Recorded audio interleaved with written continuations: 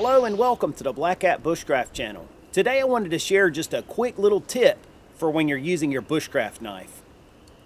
Alright, so a quick disclaimer before I get started. There'll probably be people who watch this video that'll say, yeah, so what, big deal.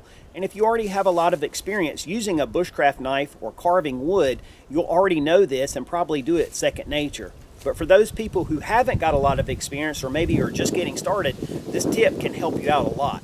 Alright, so here's the simple tip. Slice with your knife, don't push it through.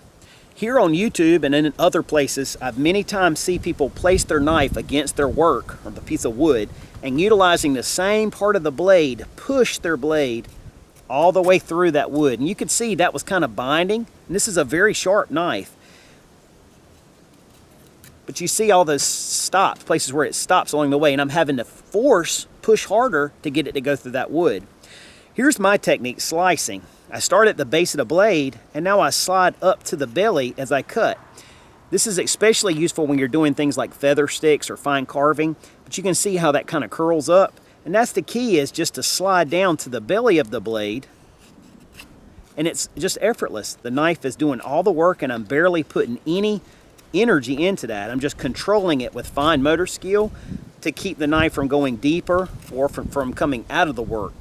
And that's the nice thing about this too, is you're sliding down the blade. You can twist the blade to go deeper if you want, or you can lighten up by tilting the blade up to make those finer like curls on a feather stick or whatever you're carving. So again, slice with your blade, don't push the blade through. I mentioned that will help you retain the edge on your blade. Well, think about it. If you're pushing a knife through, that's more strain on the fine edge of the blade, but also you're utilizing one spot the whole time, and therefore you're putting all the wear in that one area that we tend to use the most.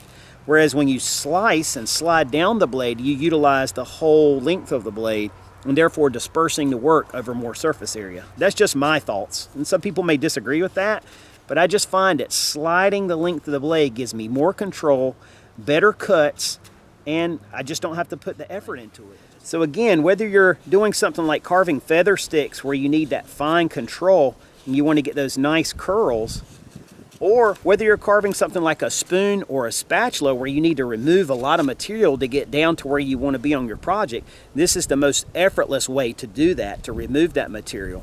Two, when you're carving things like, let's say a spatula, I like to get my material very thin, especially on the edge. If you're having to push your knife through that wood, it's likely that you'll break your project. So this gives you the ability to remove that material without having to put a lot of force on it. Again, that's going to give you a lot less hand fatigue when you're using your knife over a period of 30 minutes to an hour or more. If you're doing a lot of carving, you know, your hand does get tired. This will prevent you from having to use as much energy, squeeze as tight, and so forth. It allows you to just very lightly work that wood. And again, less hand fatigue for you, less wear and tear on the blade. That's win-win. All right, so again, I know this is a very basic tip, but I do feel like the basics are worth repeating, especially where they make the process safer.